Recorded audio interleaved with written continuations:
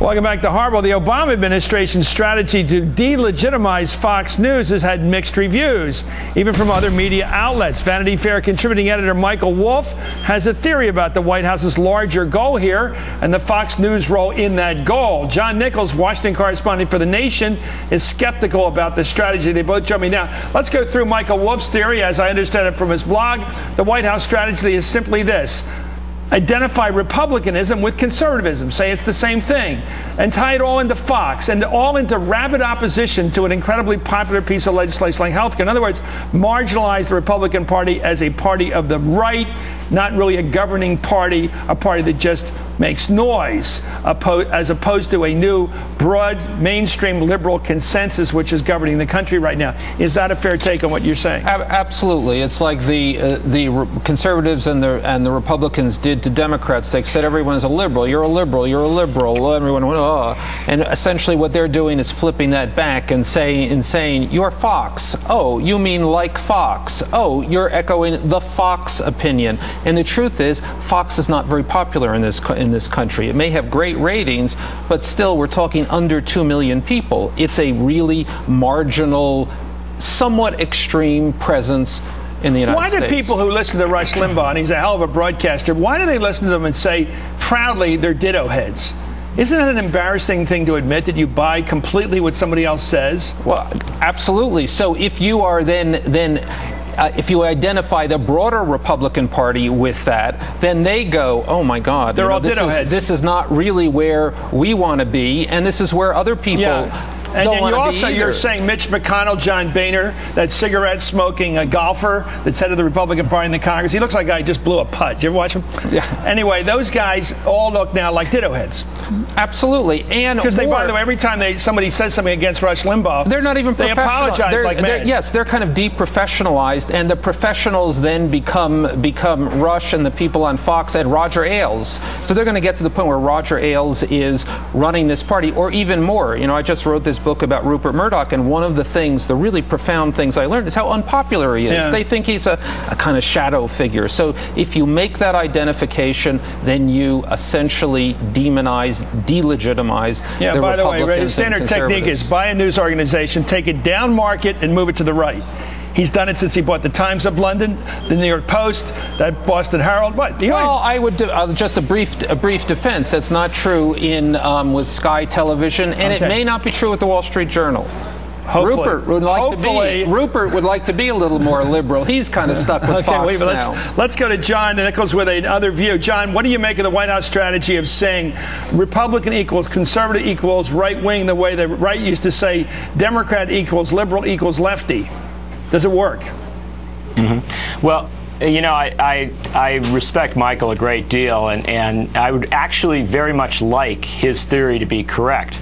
The problem is I've heard theories like this before from people you'll remember, Chris, Kevin Phillips and Lynn Nofziger and even Karl Rove. All of whom had a fantasy that the political center had moved so far to their side that if they could just demonize the other party enough, find a media outlet to bang on and attach it to the other party, you could throw them off the cliff.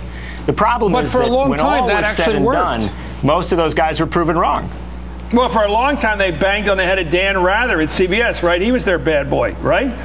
Fairly or not, he was their target. Yeah, but he had to get... Absolutely, and Dan Rather had to get to be like 75 years old before they could finally get rid of him. And, well, and that all means. I'm telling you is, well, what it means is they didn't exactly take him out when Richard Nixon wanted to take him out. No, the point is not to take out a media figure. It's to destroy a political party by identifying it with a person that they can argue is off-center. That's what I mean. And the truth is the Republicans have had an enormous amount of success attacking liberal media. So this is just the reverse, essentially. Okay, now we're attacking conservative John, media. let me try something by you, not to take your side on this, although I have a weird version of it, which is Chicago-style politics. Acts like there isn't another party, just to attack the crazies out there. You can make a lot of money in this business, cable television and radio certainly, with 5% of the audience. You can build a huge following and be very successful in terms of not just money, but reaching lots of fans. You can't build a governing political party with 5%. So it could be that Rush Limbaugh has a different, whatever his percentage is different than the purposes of the Republican National Party. That's all I'm saying. Go ahead. And if you don't want to go on, I think you're absolutely right, Chris. Well, I think you're absolutely right, Chris, but here's the challenge on it. As somebody of the left, I went through the period with George Bush where we did a lot of criticism of George Bush, and we hit him very, very hard. In fact, a lot of liberal media was very out front on that, and we had members of Congress sometimes who were very allied with it. But at the end of the day, in 2006 and 2008, when the Democrats went to win, they successfully positioned themselves a little bit toward the center from where the harsh criticism was. If the Republicans are too stupid to do that, then Michael will be proven right. On the other hand, if the Republicans figure out a little bit of a pivot here, they can have all the benefits of an energized base, all the Fox people, along with a run toward the center that might make them relatively politically viable in 2010. I got another point on this, because if Fox is at least partly, if not the agenda setter, the tone setter for the Republican Party, this attack by the White House on Fox is not bad for Fox.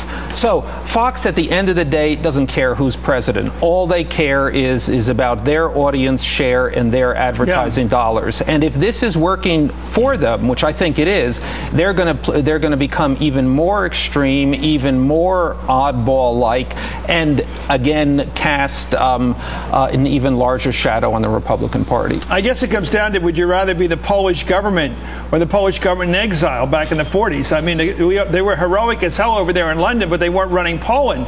The Lublins, in fact, took over after the war with the Soviets, put them in.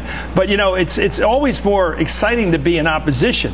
It's also always more exciting to be the opposition government, basically. Well, also, and if you're in the television business, it's going to be more profitable. So that's again and again and again what they're going to come back to. They are, and that's the other thing, is that Fox is inviting this fight with the Obama administration. You saw that thing about Roger Ailes running for president or not running for president. Have you guys noticed, by the way, since we're all in the business here together, isn't it fun, John, to read George Will when his party's out of power? He's a lot better. His sarcasm, his satire is brilliant. As a flack for the incumbents or defenders of the incumbents, he's just another conservative. But my God, when they get out of power, he's dynamite. Go ahead. Yeah, Rush Limbaugh was lousy. Rush Limbaugh was lousy in the last years of the Bush administration because here he was defending something he didn't like. And so, yeah, it's always good to be in that opposition position. But again, Michael's core point here, and it's an important one, is that this is really damage to the Republican Party. And all I would suggest is that if Barack Obama really wants to damage the Republican Party, I'd say go on Fox and show yourself to be a really able. Well, I would never do that. By the way, here's the president. John, here's the president on that very subject talking to Savannah Guthrie of NBC about Fox News as an organization. I think he's not going to do what you suggest. Here he is. I think that what our advisors have simply said is that we are going to take media as it comes, and if media is operating basically as a talk radio format, then that's one thing, and if it's operating as a news outlet, then that's another. But it's not something I'm losing a lot of sleep over. Boy, there's Aloof. You want a picture of Aloof, John? Yeah. He's basically saying, I'm not going to deign to even show up, let alone, recognize them, let alone show up on their air. I mean, they don't even do the Fox broadcast on weekends, the Chris Wallace show. I mean, they've made a point of dropping all that stuff. I mean, I think that there is a further point here, which is that the president really doesn't like these guys. You know, during the campaign, when Obama had this meeting with Murdoch, and Murdoch brought Ailes in, you know, Ailes being the head of Fox. Yeah, the president got really, or the soon-to-be president got really close to him, knee to knee, and bit his head off. I mean, it was real. It was real animus. So where are we going on this? Let me ask you this: to test the proof of the pudding is whether somebody pursues a policy for more than a couple of months. John, do you believe they're going to continue to hammer at the right-wing media, the right-wing columnists, the right-wing radio, the right-wing television network? Are they going to just pulverize them with hopes that they can marginalize them, or will they change policy in the next year or so? That's how you know who's winning. They're going to change policy. I think what you'll. Well, here's the subtlety. I think you'll see, even in the midst of this healthcare fight, a member of the cabinet, somebody within the administration, go on Greta Van Susteren or something like that, and we'll make a big deal about it. Okay. But most of America won't notice or care. Okay, let me and ask at the you. end of the day, I think that you'll see the Obama administration shift back into a more cooperative approach. Not in a million years. They're going to go because it works to criticize the media. The media hates it, but they'll never go on Fox. Nobody else does, and they won't go on Fox. I like it when people disagree here. It makes me happy. Happy Christmas, everybody. Anyway, thank you, Michael Wolff. He's a great writer. Great. John Nichols, good luck with everything you write in Nation. Up next.